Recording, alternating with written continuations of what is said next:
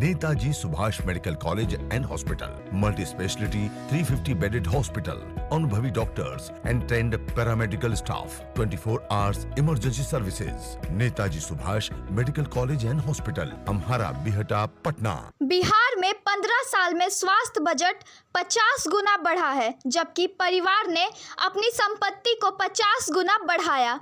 RJD शासन में बिहार का हेल्थ बजट 278 करोड़ था, जो अब लगभग 10,000 करोड़ है। आरजेडी शासन में बिहार में प्राइमरी हेल्थ केयर सेंटर 398 थे, जो अब लगभग 1500 हैं। आरजेडी शासन में बिहार में महिला हेल्थ असिस्टेंट 479 थी, जिनकी संख्या अब 20,000 से ज्यादा है। हम कहते हैं बिहार बढ़े, आरजेडी कहती है केवल अपना परिवार बढ़े। हम कहते हैं बिहार सुरक्षित, आरजेडी कहती है परिवार पल्वित पुष्पित। हम कहते हैं खत्म हो भ्रष्टाचार, वो कहते हैं आरजेडी कहती है भ्रष्टाचार हमारा अधिकार है। हम कहते हैं आत्मनिर्भर बिहार, आरजेडी कहती है केवल अपना परिवार। 2 दिवसीय प्रदेश कार्य समिति में पार्टी के कार्यकर्ताओं का उत्साह देखकर स्पष्ट हो चुका है कि जो जनादेश बिहार की जनता ने लोकसभा चुनाव में भी श्री नरेंद्र मोदी जी के नेतृत्व में एनडीए को दिया था, बिहार की जनता विधानसभा चुनाव में उसे दोहराने जा रही है। उन्होंने कहा, भाजपा के लिए सेवा ही संगठन है, हमारे संगठन का उद्देश्य ही सेवा है। हमारे कार्यकर्ता चुनौतियों से मुंह मोड़कर भागते नहीं, बल्कि जनता के साथ और जनता के बीच खड़े होते हैं। जो राजनीतिक लोग बेबुनियाद आलोचना करते फिर रहे हैं, लेकिन जब जनता के बीच खड़ा होने की जरूरत थी, तब वे कहाँ थे? 15 साल में जब आपकी सरकार रही, आपकी संपत्ति में 50% की बढ़ोतरी हुई, और 15 साल जब एनडीए सरकार आई तो बिहार के स्वास्थ्य के बजट में 50% की वृद्धि हुई। 278 करोड़ का बजट आज 10,000 करोड़ रुपए तक जा चुका है। ये बिहार की उपलब्धि है। हमने बिहार के स्वास्थ्य के बजट में वृद्धि करी, आपने अपने परिवार की संपत्ति के बजट में वृद्धि करी। ये अंतर है। 2005 में जब आप सरकार छोड़कर गए थे, बिहार में 398 प्राइमरी हेल्थ सेंटर थे। आज माननीय उप मुख्यमंत्री सुशील मोदी जी बैठे हैं। 15 साल तक आज हम ये कह सकते हैं बिहार में प्राथमिक सेंटर की जो संख्या है वो 1,500 के आसपास, पीएससी और एपीएससी मिला के हमने उसमें 5 गुना वृद्धि करी है। आपने अपने कद में 5 गुना वृद्धि करी है, हमने बिहार के प्राइमरी हेल्थ सेंटर में 5 गुना की वृद्धि करी।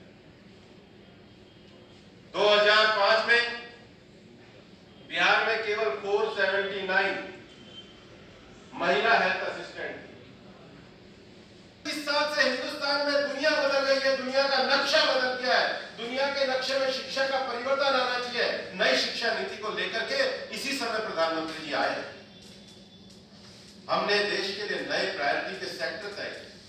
हिंदुस्तान स्पेस में आगे बढ़ सकता है, हिंदुस्तान एरोनॉटिकल में आगे बढ़ सकता है, हिंदुस्तान डिफेंस के प्रोडक्शन में आगे बढ़ सकता है, हिंदुस्तान बिजली में आगे बढ़ सकता है। हिंदुस्तान के जो प्रायोरिटी के सेक्टर हैं, आज अभी हमारे प्रदेश अध्यक्ष जी मखाना की बात कर रहे थे, कृषि से लेकर स्पेस तक देश ने 10 नए प्रायोरिटी सेक्टर तय किए। ये आत्मनिर्भर भारत हम लोग लेकर के आए। हमने हिंदुस्तान की कैपेसिटी बिल्डिंग को बढ़ाने का काम किया। केवल स्किल डेवलपमेंट कैपेसिटी बिल्डिंग नहीं है। आज देश ने बहुत सारे जो डिफेंस के लिए हमारे यहाँ पे इंपोर्ट होकर चीजें आती थी, उसको कहा है कि अब ये केवल भारत की कंपनियां बनाएंगी। 200 करोड़ रुपए तक के जो सरकारी विषयों में हमारे यहाँ बाहर से चीजें आती थी, भारत की कंपनियां बनाएंगी। हमने एमएसएमई की परिभाषा को बदलने का काम किया। हमने एमएसएमई के लिए 3 लाख करोड़ रुपए की मोरेटोरियम राशि रखने का काम किया है। हिंदुस्तान का ये सूक्ष्म उद्योग, हिंदुस्तान का ये लघु उद्योग, हिंदुस्तान का ये मध्यम उद्योग अपनी ताकत से आगे बढ़े, इसको करने का काम आत्मनिर्भर भारत में किया है। देश की गरीबी से लड़ने का संकल्प ये प्रधानमंत्री के दिल की आवाज है, और इसलिए 1,76,000 करोड़ का पैकेज करना हो, चाहे बिहार में प्रवासी भाइयों के आए हुए खगड़िया के बेलर में उनके लिए मनरेगा में वृद्धि करके उनके लिए रोजगार उपलब्ध कराने का काम हो, यह आत्मनिर्भर भारत में हमने किया है। और देश का इंक्लूसिव डेवलपमेंट हो, एक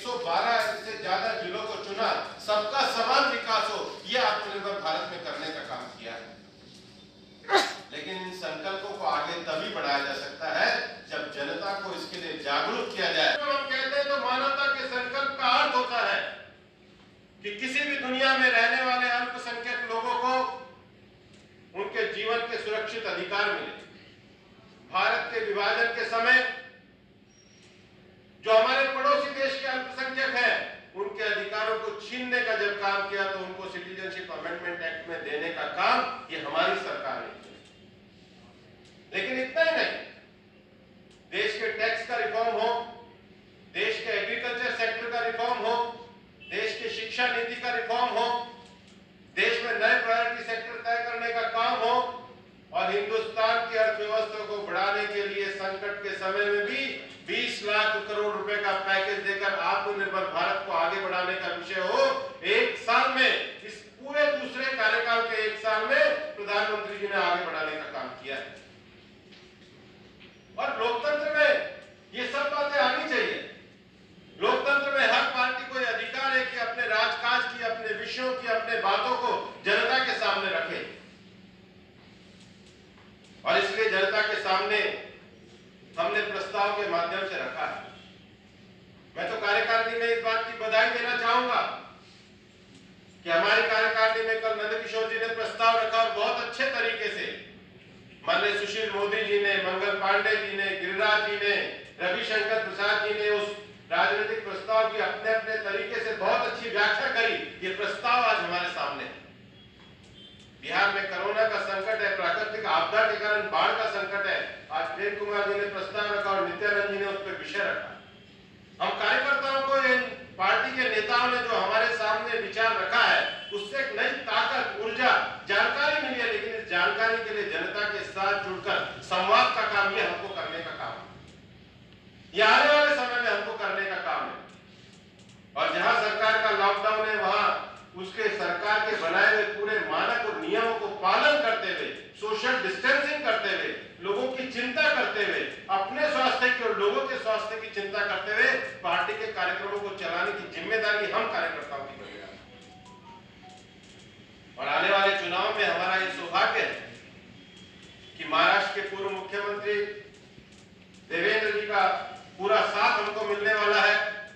माननीय रघुवर जी के भी दौरे हमारे को होने वाले हैं। हमें इस बात की खुशी है कि उनके आने के साथ पार्टी के कार्यकर्ताओं को भी बिहार में एक नई ताकत और एक नई ऊर्जा मिलेगी। माननीय राष्ट्रीय अध्यक्ष नड्डा जी का और देवेंद्र फडणवीस जी का प्रवास जो होने वाला था, वो लॉकडाउन के कारण हमने आगे बढ़ाया है। और अभी माननीय संतोष जी ने भी कहा है, जैसे ही लॉकडाउन समाप्त होगा, हम लोगों को सीधे सीधे अपनी पार्टी के राष्ट्रीय अध्यक्ष, हम सत्ता से इतने लोगों की सेवा में एक साथ आगे बढ़े हैं। मित्रों, ये हम लोगों के लिए बड़ा सौभाग्य का विषय है। हम माननीय प्रधानमंत्री नरेंद्र मोदी जी के नेतृत्व में पिछले एक वर्ष में अगर देखेंगे तो 70 सालों से देश की जनता जिन विषयों का इंतजार कर रही थी, उन संकल्पों को पूरा करने का काम ये प्रधानमंत्री नरेंद्र मोदी जी के नेतृत्व में किया है। हमारे जनसंघ के पहले अध्यक्ष डॉक्टर श्यामा प्रसाद मुखर्जी का बलिदान हुआ। क्यों बलिदान हुआ? भारतीय जनसंघ उस उदात्त राष्ट्रवाद के मूल्यों पर खड़ी हुई पार्टी थी, जिस पार्टी के राष्ट्रीय अध्यक्ष ने देश की एकता के लिए अपना जीवन दिया। भारत की एकता के लिए जीवन देने वाले डॉक्टर श्यामा प्रसाद मुखर्जी के सपनों को पूरा करके देश में 370 की समाप्ति करके एक देश, एक संविधान के संकल्प को पूरा करने का काम किया। हमने बिहार के स्वास्थ्य के बजट में वृद्धि करी, आपने अपने परिवार की संपत्ति के बजट में वृद्धि करी। ये अंतर है। 2005 में जब आप सरकार छोड़कर गए थे, बिहार में 398 प्राइमरी हेल्थ सेंटर थे। आज माननीय उप मुख्यमंत्री सुशील मोदी जी बैठे हैं। 15 साल तक आज हम ये कह सकते हैं बिहार में प्राथमिक सेंटर की जो संख्या है वो 1500 के आसपास, पीएससी और एपीएससी मिला के हमने उसमें 5 गुना वृद्धि करी है। आपने अपने कद में 5 गुना वृद्धि करी है, हमने बिहार के प्राइमरी हेल्थ सेंटर में 5 गुना की वृद्धि करी। 2005 में 279 महिला हेल्थ असिस्टेंट, आज 20,000 से ज्यादा। 2005 में आपके समय में लिटरेसी रेट में बिहार 40% से नीचे होता था, आज 60% से ज्यादा है। ये आंकड़े बताते हैं कि बिहार को कैसा बढ़ाने का काम एनडीए की सरकार ने किया है। और इसलिए बिहार के विकास को जारी रखना है तो नीतीश जी के नेतृत्व में भारतीय जनता पार्टी, जनता दल यूनाइटेड और एलजेपी का एनडीए के गठबंधन को आगे बढ़ाना, ये हम कार्यकर्ताओं की जिम्मेदारी। हमारे पथ निर्माण मंत्री जी बैठे हैं। 2005 में जब आपकी सरकार थी तो बिहार में गंगा नदी पर कितने पुल होते थे? सिर्फ 3 4। और आज तो 13 आज हो गए 13। आज 13 पुल है। हर 5 साल के कार्यकाल में हमने पुलों को बढ़ाने का काम किया, 3 गुना करने का काम किया। बिहार के रास्ते को जोड़ने का, बिहार के गरीब की झोपड़ी को बिहार की राजधानी से जोड़ने का काम अगर किया है तो एनडीए की सरकार ने किया है। इस विचार को लेकर के, इस विश्वास को लेकर हमको चुनाव में जाना है। और इसलिए आरजेडी के लोग ये किसको चुनौती देने का काम करते हैं? बिहार का चुनाव एकदम स्पष्ट है। हम कहते हैं बिहार बढ़े, वो कहते हैं परिवार बढ़े। हम कहते हैं बिहार सुरक्षित, वो कहते हैं परिवार पल्लवित पुष्पित। हम कहते हैं कि बिहार में भ्रष्टाचार की समाप्ति हो, वो कहते हैं भ्रष्टाचार करना भी परिवार का अधिकार है। ये कैसा बिहार? और इसलिए माननीय संतोष जी ने जो कहा